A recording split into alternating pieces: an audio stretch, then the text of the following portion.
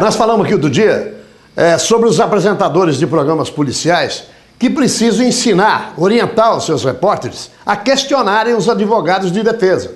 Aqui na Bahia nós chamamos esse tipo de advogado raposeiro. Em São Paulo e Rio é conhecido como advogado de porta de cadeia. A função desses advogados é orientar o cliente que está envolvido num crime, seja um crime leve ou um crime pesado. A função dele é orientar o seu cliente para ele negar essa versão. E ele é que vai dizer como é que o cliente deve se comportar perante o delegado de polícia e na hora de prestar depoimento. Então isso acontece, isso é muito raro, isso acontece constantemente, está acontecendo. E eu, por exemplo, que fui questionador de advogado, desde a Folha de São Paulo até o Jornal à Tarde, o último que eu trabalhei aqui em Salvador, eu sempre questionei os advogados. Cheguei, inclusive, perto de vias de fato com advogado, esses advogados raposeiros. Então, o que acontece? O advogado orienta o cliente muda o segundo depoimento na polícia, faz uma confusão enorme, e aí o advogado, entrevistado por um repórter desses programas policiais, ele chega lá e dá a versão dele. O que acontece? A confusão na cabeça de quem está assistindo em casa. Ele não sabe em quem acreditar, se acredita na versão que a polícia apresentou ou acredita na versão que o advogado depois, em seguida, também apresentou. Então é preciso que o repórter saiba questionar o advogado, esse advogado raposeiro. É perguntar para ele: o senhor tem prova material? Não tem. Tem prova testemunhal? Não tem. Tem prova científica? Também não tem. Então não tem nada. Não tem nada. E é isso que tem que ser passado durante o programa, para que o telespectador se oriente. Então, eu acho, na minha concepção, os apresentadores de programas policiais deveriam, inclusive, treinar os repórteres, para que essa confusão, entendeu, seja eliminada de uma notícia importante. Nós estamos vendo o caso aqui dessa moça, dessa jovem, a Kelly Ciclone, uma jovem bonita, 23 anos de idade, filha de um ex-policial aqui de Salvador, aqui da Polícia da Bahia. Foi assassinada barbaramente no Largo de Lauro de Freitas há poucos dias. Assassinada com 2 tiros e uma facada.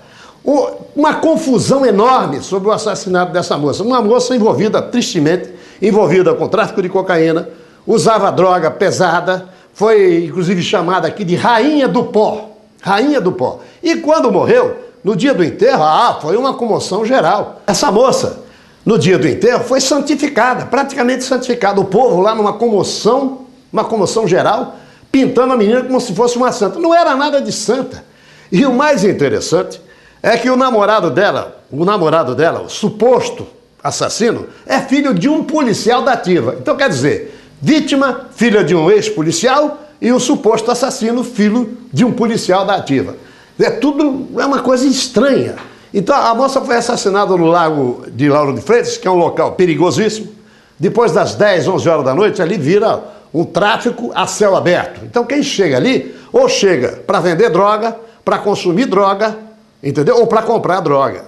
É um lugar muito perigoso. E a polícia ainda, infelizmente, não tem uma versão para apresentar que possa, inclusive, dar uma ideia do que é que aconteceu com essa moça. Porque as versões são conflitantes. Um fala uma coisa, outro fala outra. O namorado disse: não, ela estava comigo no carro.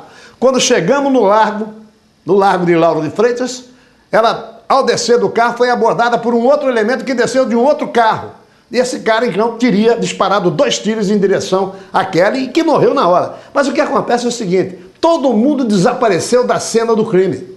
O suposto namorado, ou melhor, o suposto assassino, que é o namorado dela, os acompanhantes, entendeu? Os que foram acusados como os executores, que teriam feito os disparos, todo mundo desapareceu. Quando a polícia chegou, não havia mais ninguém, somente o corpo da Kelly, que estaria ainda, segundo a versão do pai, agonizando. Estava agonizando ainda. Foi levada para o hospital, morreu logo em seguida.